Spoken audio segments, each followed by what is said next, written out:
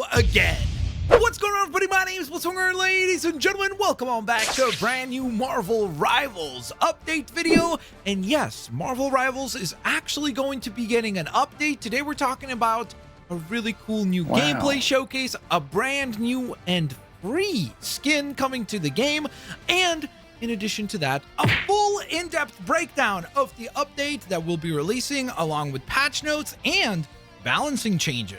Now, before we get to that, of course, guys, a quick reminder, if you guys do enjoy the videos here on the channel, I would really appreciate it if you guys could take a quick moment and smash that thumbs up button. That would be very much appreciated. Thank you so very much for your kindness. Thank you so very much for your support.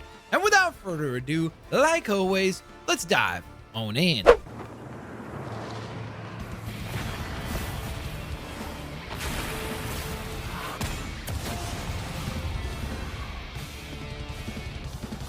Yes, that's right. We've got gameplay for the Goddess of Thunder Storm. Of course, yesterday I had just recorded an update video that talked about the fact that finally Marvel Rivals would be releasing the President Loki skin, but with it, there was a really cool, pleasant surprise because we were going to be getting this brand new Storm skin titled the Goddess of Thunder.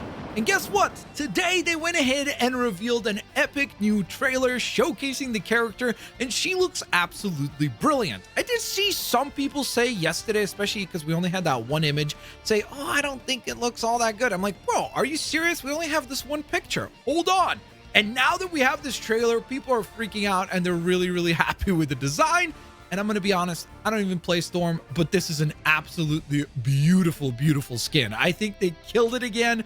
I think the emote is fantastic. In fact, it almost seems like she might actually have two emotes. Maybe I'm wrong about that, but at least that's sort of the vibe that I'm getting, where it looks like there's one where she creates this sort of like electric energy ball within her hand.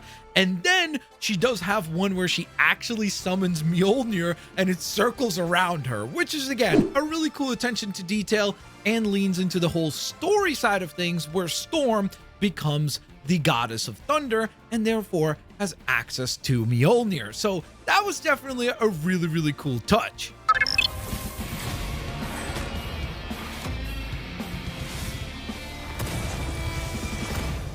And yes, of course, the MVP screen is absolutely freaking ridiculous. Now, one other detail that I did want to mention, as of the time of this recording, we don't actually have a confirmation that she will indeed include a spray and a brand new nameplate, but I think it's pretty much done deal that she will, because after all, I mean, I'm pretty sure almost every single one of the premium skins that are sold in the store come along in bundles that feature usually the skin, an MVP animation, a nameplate, and a spray. So just because they weren't revealed yet, it doesn't mean that they won't be. In fact, I would guess that we're probably going to see that. So from there, we jump on to the next topic at hand, which is the update. And yes, indeed, Marvel Rivals will actually be receiving a 3.35 gigabyte, yes, you heard me correctly, update on March 13th, which is kind of surprising because to me, I was like, hold on, a 3 gigabyte update that only has skins included? That seems completely ludicrous. I mean, the file size for this game is going to get out of hand if that is the sort of updates that we're going to be getting just with skins. Well, fear not. We're getting a lot more than just skins because they're once again optimizing and fixing things, and they've gone ahead and let us know what exactly these new patch notes are going to be tackling. So first and foremost, most excitingly so, we've got a brand new skin. We've got a brand new free skin in the form of Twitch drops.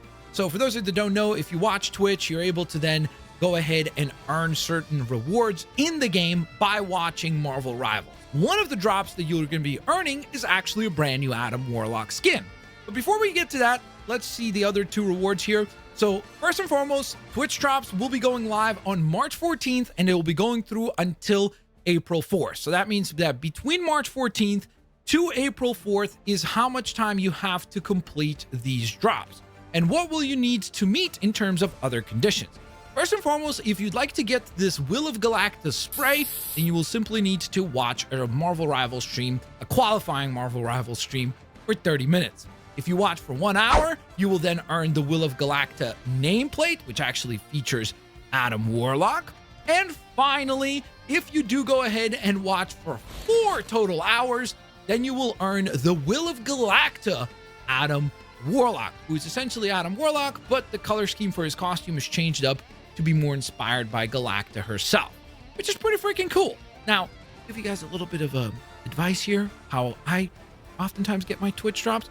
Just open it in a separate tab, and even if you hit mute, you can still go ahead and collect your actual Twitch drops. So you can just have it running on in the background while you're still doing other work or things, and you're still going to be able to collect your Twitch drops. So just a little bit of advice or life hack, I guess, for those of you that want to get these free items. But they've also gone ahead and updated a bunch of stuff, or are going to be updating / optimizing things. So let's run through that.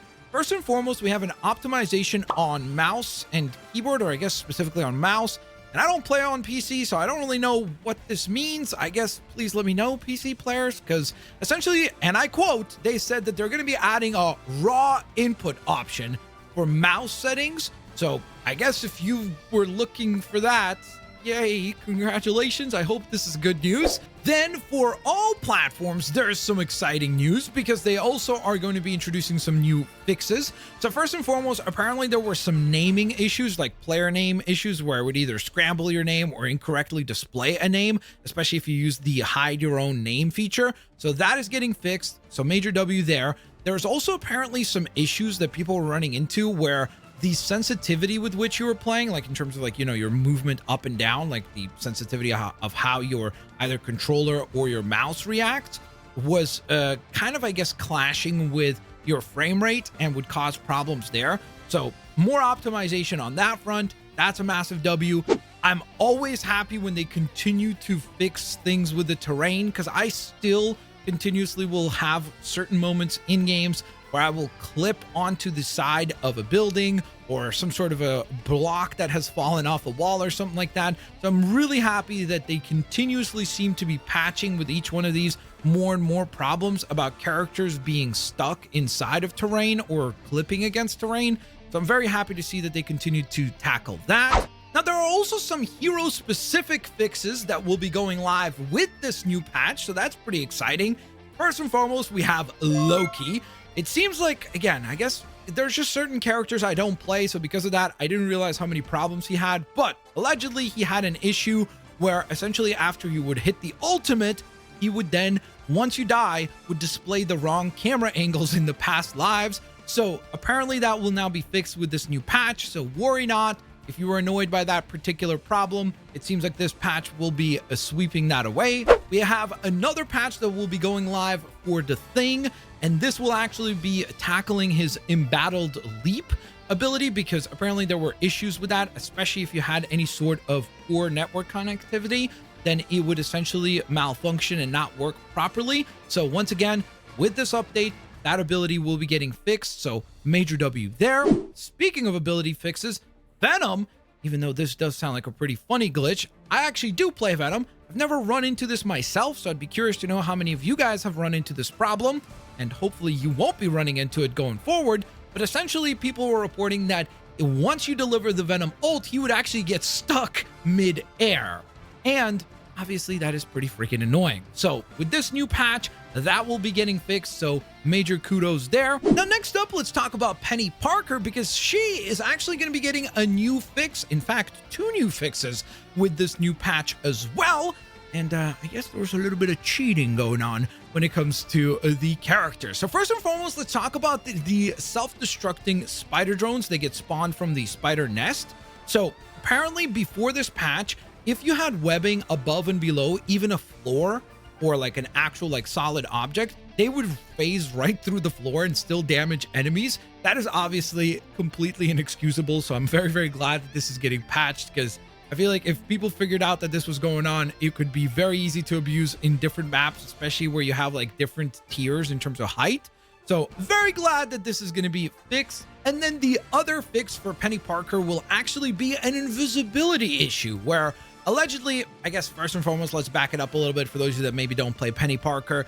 One of her abilities is that she's able to fire down spider webbing, and that spider webbing makes her spider drones and her arachno mines invisible to the enemy. So it's kind of easier to, like, you know, plan like a trap against your enemy that way by using that webbing. Well, one of the issues that apparently has been going on with the character is that when you would fire one of those arachno mines, and it landed even slightly outside of the webbing territory, it would still appear invisible. And so you would fall for this particular damage, and it's kind of I guess, an unfair advantage for the character to be gained. So a small fix, but essentially now those mines will be visible and you don't have to worry about taking, I guess, unprepared damage. Namor is going to be getting a new fix as well. And I'm not going to lie to you guys, this one actually did happen to me once. So I am definitely very happy that this is getting fixed. I'm also glad that I wasn't crazy when it happened, because I was like, did that just happen? And I'm glad that was definitely the case. But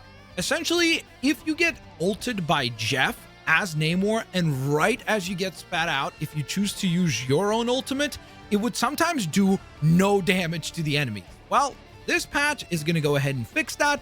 So fear not, even if you do get Jeff ulted, you'll be able to deliver your Namor ult afterwards and expect damage. And you Bucky Barnes or Winter Soldier players will be happy to know that a couple of fixes will be going live as well for him. So first and foremost, there was a problem, like a visual bug that would happen when you would use his bionic hook ability, like the grab ability that he uses at the very last moments of a round, like, you know, when they actually like slow down the gameplay. So if you use your ability there, the next round that you would load into, apparently there were visual issues with the actual character model of the arm. So that is getting fixed with this update. So major dub there.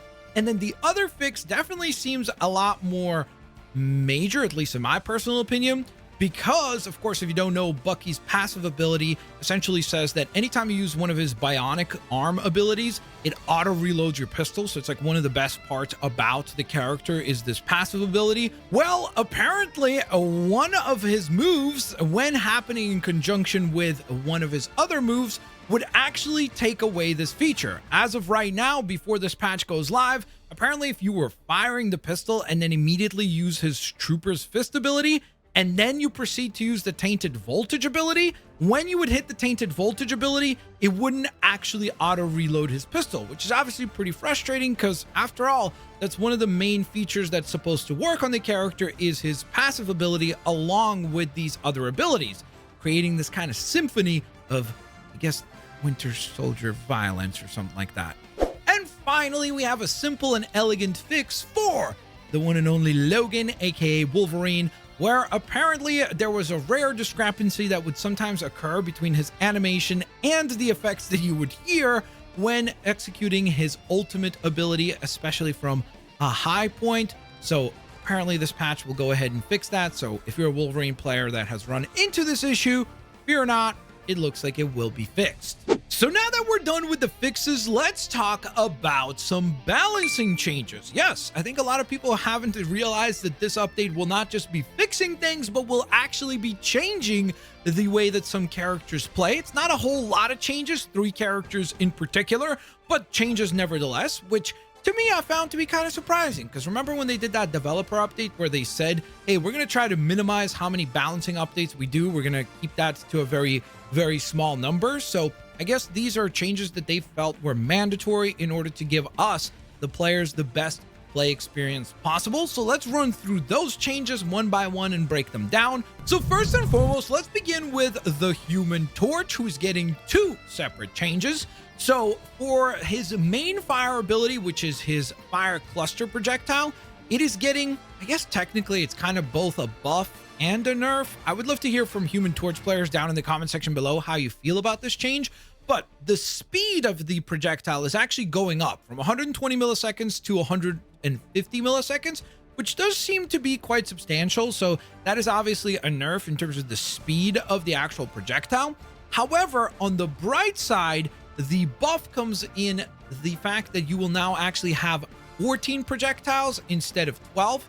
So it means that even though the projectile speed is slower, you won't have to quote unquote reload your ability as often, because you will have those 2 extra projectiles to work with. So hopefully that helps. And then his ultimate is getting a pretty substantial rework, at least in my personal opinion, because it will be increasing in the energy cost. That is the amount of energy required to activate the ultimate. Currently, it is at 3,400 points. That is actually going up all the way to 4,000 points, which means that it should be substantially more difficult to actually get the Human Torch's ult, meaning that you will get it less frequently. But the good thing is that his activation wave damage is actually going to be increased. So it's going to go up from 70 to 80. And then the flame tornado itself, it currently does 100 damage per second. That is getting bumped up by 20% up to 120 damage per second. So I guess the idea here is to make the ult itself more powerful, but increase how long it takes to activate the ultimate. That way you can't kind of like abuse the ult. It still feels like rewarding because it's more powerful now by, in my opinion, a pretty substantial margin, but it will take quite a bit longer to actually activate. So next, let's talk about Cloak and Dagger, who's going to be getting an interesting change here because the Light Force daggers themselves are actually going to be quite a bit more valuable now. If you hit your own teammates with one of the Light Force daggers, you will be able to heal, instead of the current 10 points, 16 points of health, which is pretty freaking awesome.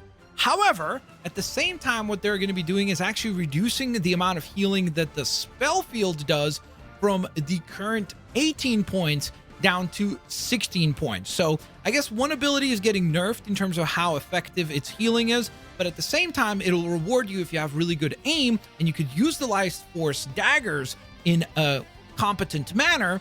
You'll be able to actually heal faster now, quite substantially faster, considering that it heals for 16 instead of the current 10. And finally, we have Iron Man, who's getting a very interesting set of changes where it really looks like they might be focused more on his splash damage going forward. So let's run through those changes.